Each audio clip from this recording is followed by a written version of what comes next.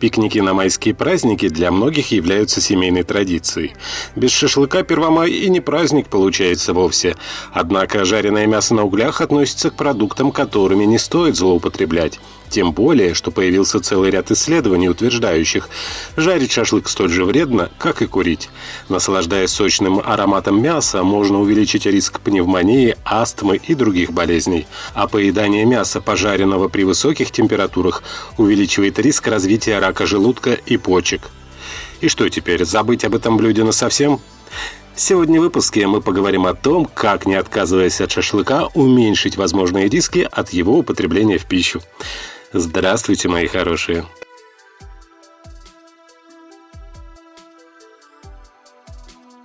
Давайте начнем сегодняшний разговор с позитива.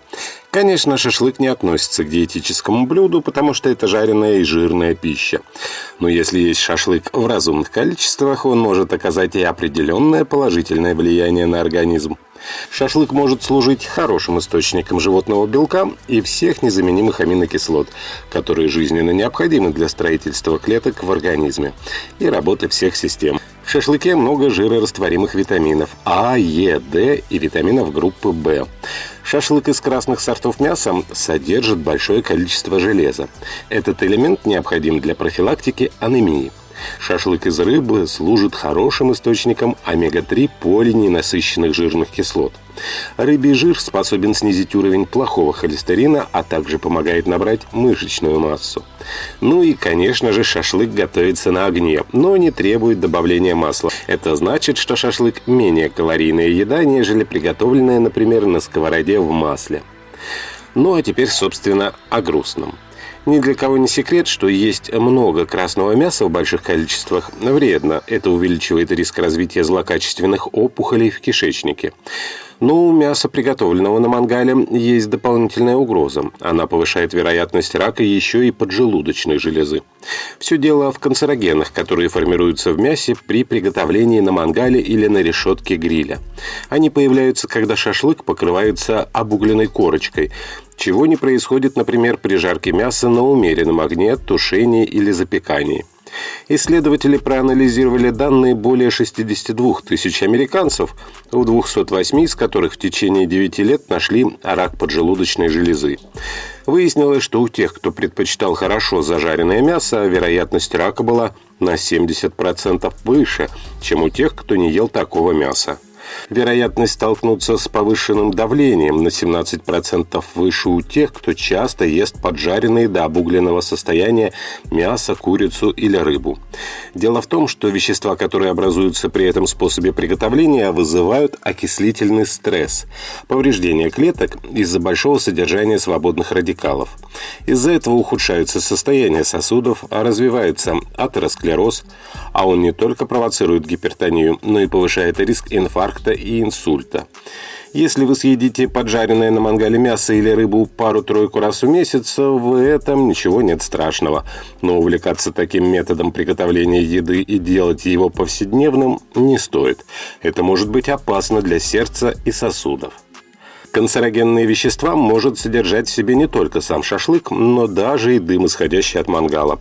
Как выяснили китайские и британские ученые, готовка на открытом огне не менее опасна, чем регулярное курение сигарет. Увеличивается риск пневмонии, астмы и других болезней легких на 40-60%. В данном случае опасность представляют полициклические ароматические углеводороды, ПАУ, которые выделяются во время жарки мяса на углях. Большую часть этих канцерогенов человек получает, съедая приготовленный таким образом шашлык. Однако под угрозой оказываются даже те, кто просто стоял рядом. Все потому, что в такой ситуации канцерогенные ПАУ активно проникают в организм через кожу, даже сильнее, чем если вдыхать шашлычный дым. Более того, следы ПАУ ученые нашли и на одежде любителей жареного мяса. Когда ткань пропитывается вредным дымом, канцерогены попадают с нее на кожу. Так что если вы жарите шашлык самостоятельно, старайтесь подходить к мангалу только чтобы перевернуть шампуры. После посиделок возле огня поскорее смените одежду на чистую а пропитанные дымом вещи отправьте в стирку.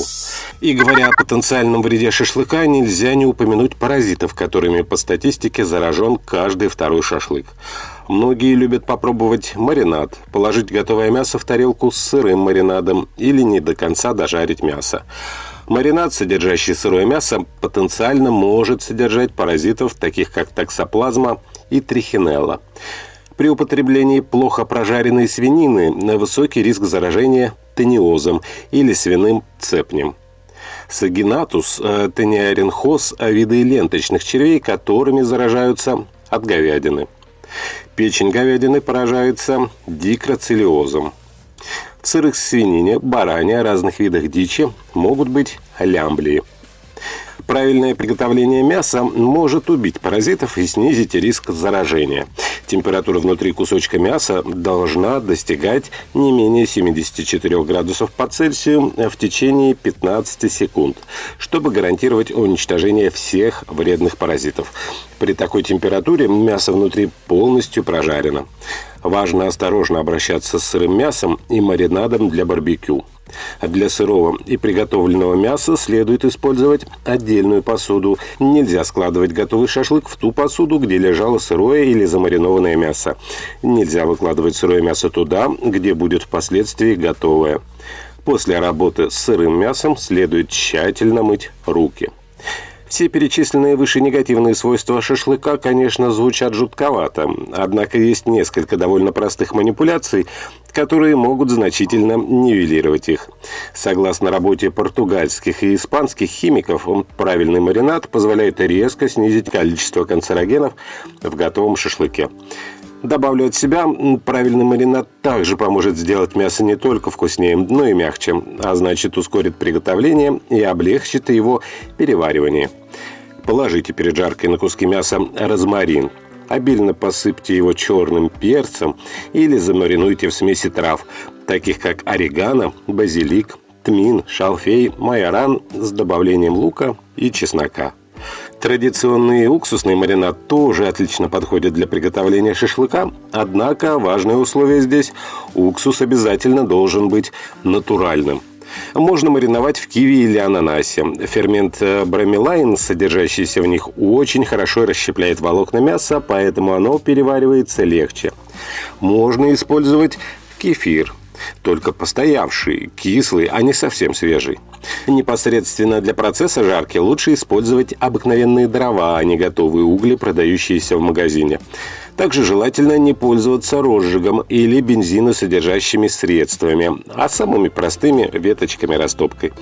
Прежде чем выкладывать шампуры с мясом, дождитесь, чтобы дрова прогорели, а угли подернулись пеплом и стали седыми. Шашлык должен не жариться, а равномерно запекаться. Необходимо его постоянно переворачивать, поэтому нельзя поставить мясо на огонь и уйти заниматься другими делами. Рядом с мангалом кто-то должен находиться постоянно. Расстояние между мясом и углями должно быть не менее 20-25 сантиметров, чтобы шашлык не коптился в дыму, а пропекался. Обязательно обрезайте подгоревшие места и никогда не ешьте подгорелое мясо. Оно становится источником максимального количества канцерогенов. Сколько шашлыка можно съесть за один день, не нанося вреда организму? Это зависит от физической активности, возраста и пола. Поскольку у мужчин и масса больше, и усваивается все быстрее, например, если мы возьмем здорового молодого мужчину, который к тому же занимается спортом, то 100 граммов белка в день он может себе позволить. В 100 граммах шашлыка содержится порядка 20 грамм белка. Получается, около полкилограмма шашлыка такой мужчина может съесть без вреда для здоровья. Но речь идет не про один прием пищи, а про весь день. Кому-то будет достаточно 300-400 граммов шашлыка в день, кому-то и 200 граммов. Конечно, многое зависит и от самого мяса, как быстро и легко оно усваивается, как много жира в себе содержит. Если мы в шашлыке видим жир, то его желательно срезать. Кушать готовый шашлык следует вместе с большим количеством зелени. В ней содержатся важные нам антиоксиданты, а также витамины, способные нейтрализовать канцерогенные действия мяса. И много клетчатки, которая не дает пище задерживаться на долгое время в кишечнике и таким образом снижает риск возникновения рака. Правда, клетчатка может всасывать в себя воду, поэтому, чтобы поддержать необходимый баланс воды в организме, следует пить больше воды. Вода требуется и для того, чтобы продуцировалась желчь, необходимая для переработки жира и правильной работы поджелудочной железы. Кушайте шашлык дробно, сочетая его с движением. Съел пару кусочков, подвигался, поговорил, погулял на свежем воздухе. Движение нейтрализует канцерогенные вещества. Когда мы начинаем двигаться, улучшается кровообращение, усиливаются окислительно-восстановительные процессы, больше кислорода попадает к нам в организм и быстрее проходят обменные процессы. Отдельного слова заслуживают соусы к шашлыку. Категорически откажитесь от кетчупов. Зачастую в их составе присутствуют крахмал, загустители, сахар и так далее. Это тяжелый продукт для пищеварения. А нам нельзя задерживать пищеварение, поскольку чем дольше у нас переваривается шашлык, тем больше риск канцерогенности. Если вам очень хочется чего-то томатного, возьмите натуральную томатную пасту. Она содержит много ликопина, это очень хороший антиоксидант.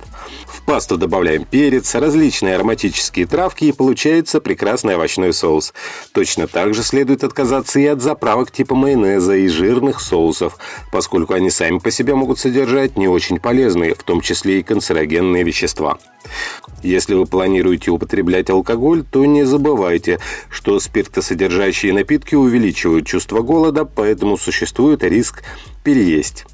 Алкогольный напиток – токсичный продукт, который содержит дополнительные калории.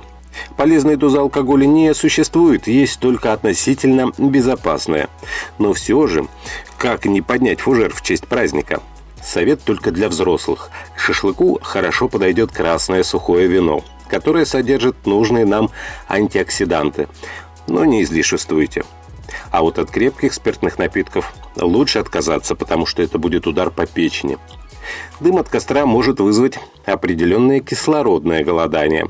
Само мясо также способно сгущать кровь, а если мы к этому еще добавим крепкий алкоголь, то человек с проблемами сердечно-сосудистой системы может почувствовать себя не очень хорошо.